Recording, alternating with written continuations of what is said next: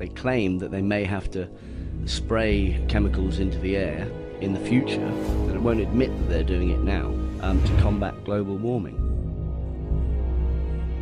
I believe this hearing marks the first time that a congressional committee has undertaken a serious review of proposals for climate engineering.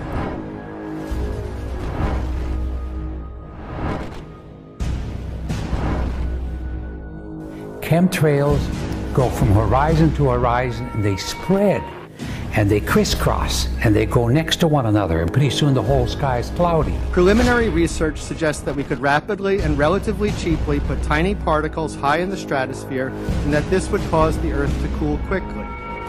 This is about how we engineer the planet. It's about the fact, an uncomfortable fact, but it is a fact. We have the technical ability to do this.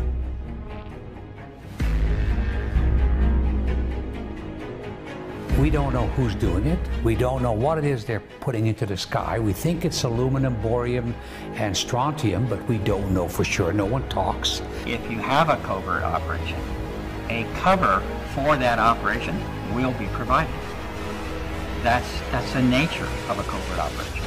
Chemtrails. On the internet, they are cited as proof of the government creating clouds to combat global warming. They claim the American government, with the secret approval of the national government, is covertly using jet aircraft to spray population centres with aluminium, with barium, and with strontium so as to reduce people's immunity and reduce the global population.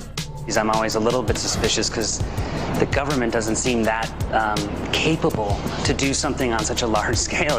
That is not rain, that is not snow. Believe it or not, military aircraft flying through the region is dropping chaff. Small bits of aluminum, sometimes it's made of plastic or even italicized paper products, but it's used as an anti-radar issue, and obviously they're up there practicing. Now, they won't confirm that, but I was in the Marine Corps for many years, and I'll tell you right now, that's what it is. And what happens here, military jets, some come out of Key West Air Force Base, and they move off into the atmosphere, and they drop mylar strips. Some could be a little wider, some are small glass fibers that are coated in aluminum. And what the Air Force does is they take their military jets and they dump these out of the aircraft, they fall into the atmosphere, and some take as much to a day to fall down. This is inevitably military or something going on. The government, the Air Force, you see this kind of a pattern like this, you can rest assured there's something going on. They're actually little bitty magnetic and little bitty strips of, whether it's aluminum. Well, it's a nuisance to you and I to determine what's real and what's not, but it looks like it is a life-saving operation there from the military. The apparent motive behind this conspiracy theory is one world government.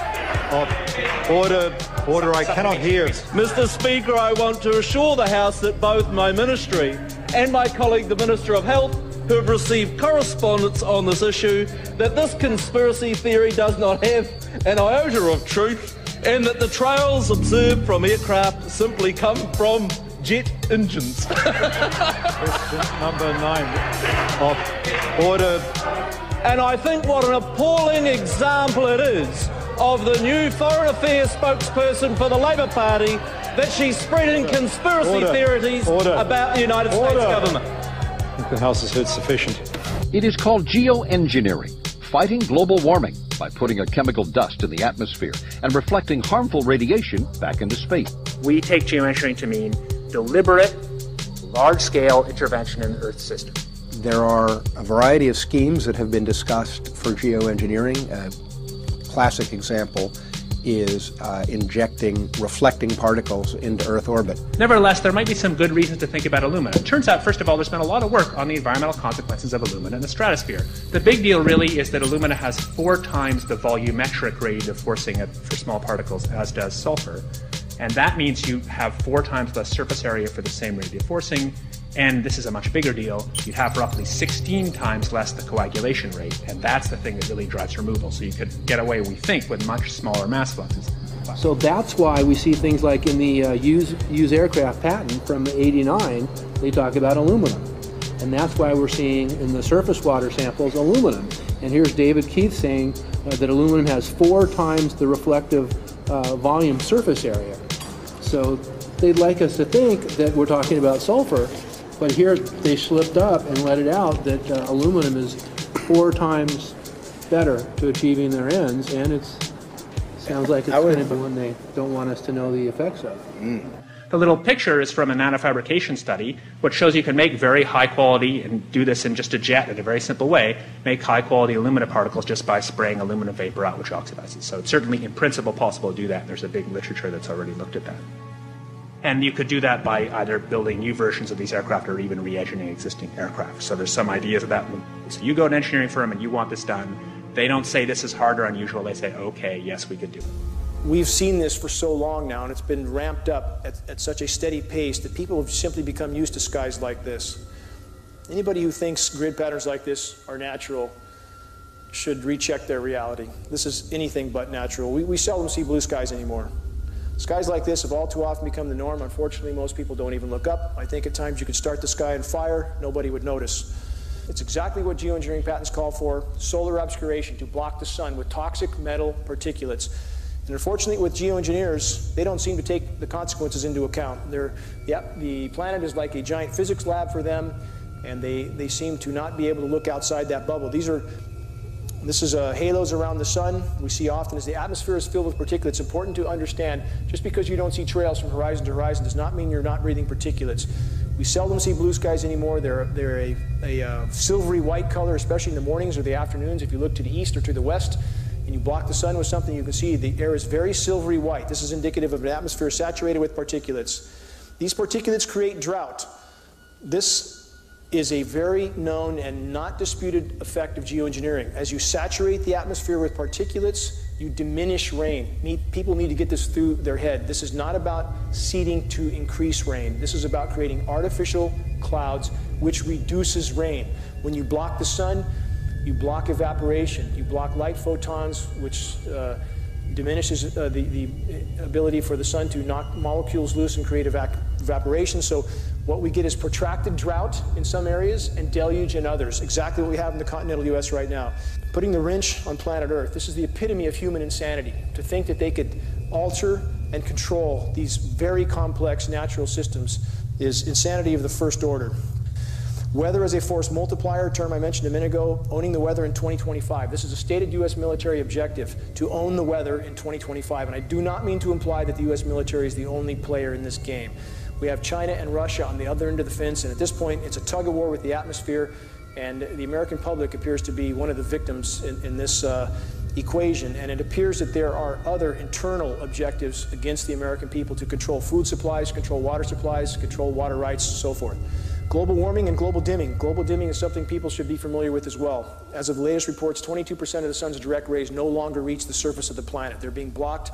The planet is literally encased in a cocoon of toxic metals. Yes, pollution is a part of this problem, but we believe a small part in comparison to the geoengineering consequences is horrific, one of which is vitamin D deficiency, of which 98% of the U.S. population is now deficient in vitamin D. The host of diseases and ailments that ensue from that is horrific, not to mention the fact that we are breathing these particulates. So photosynthesis for plants, another issue. You can't block the source of life on planet Earth without consequence. Scientists seek to legitimize geoengineering while acknowledging its catastrophic effects. Again, the scientists, and many of which I know, are little concerned with the consequences of their experiments. They're just, they look at the planet as a giant physics lab for them to carry out their little operations. Obama's geoengineering program, Poison from the Sky. Obama's science advisor, John Holdren, strong advocate for these programs. The Obama administration, in fact, since he has taken office, these programs have been ramped up yet again. They go back a long way, but they're going for broke now. It appears that they're doubling down on the damage they've already done. It's like Corexit in the Gulf of Mexico. What did they do? Did they try to acknowledge the mess in the Gulf of Mexico, the oil spill? No, they tried to hide it with a chemical disbursement called Corexit, which by some reports made the toxicity in that region 52 times greater, but they don't care. The goal is to hide the damage they've done, hide the crimes already committed. What are we dealing with? And so many people ask this question, why would they do this? If they're doing it to themselves, why would they do it? First and foremost, we're not dealing with sanity. Jack Nicholson puts a good face on that, I think. And we can look back and see that anybody who would detonate 1,800 nuclear bombs on planet Earth, which contaminated all life forms on Earth, is not sane in any way, shape, or form. And the definition of clinical insanity, and we are talking about 4% of the population, by the way, that's psychopathic. They have no consciousness of the comprehension, or no comprehension as to the consequences of their actions, even to themselves. So that's something that must be considered. Has any such testing gone on that we know about? Absolutely. Every day there's more data coming out about not other governments alone, but our government testing on its own people, its own soldiers. And again, our military is full of very, very dedicated, honorable people, full of them. But there are scientists and there are some in power that use such dedicated and honorable people as pawns in this equation. People who use an excuse that, well, this can't be happening because they wouldn't do it to themselves, that excuse doesn't hold water. Weather warfare. This is going on right now. We appear to have China and Russia on one side of the fence, the NATO countries on the other. The atmosphere has become a battlefield, a very covert battlefield with all life on Earth at stake. Mechanics, airline executives, and doctors talk about Project Cloverleaf. Many ask, are there just military tankers in these programs, or is there commercial aircraft? In fact, with GPS tracking, commercial aircraft have been identified from the ground, leaving particulate trails, and Project Cloverleaf appears to be the outline for this. It makes sense. It's a way of artificially stimulating the economy, keeping non-profitable airlines in the air and flying. 1 in 3 seniors in the U.S. dies with Alzheimer's and or dementia. Doesn't mean dies from it, but dies with it. There's no question that all of us have had our neurological system affected. We're all breathing this stuff. It's inside all our systems. So these are staggering statistics, 1 in 3 with Alzheimer's and or dementia. Autism. Autism has increased 10,000% since 1975. 1 in 50 children now has autism, also related to aluminum. Synergistic effects of environmental and heavy metals. These metals are toxic in and of themselves. When you combine them, they become much more lethal. We've been given studies recently that indicate when mercury and aluminum are combined, toxicity increases as much as 10,000%.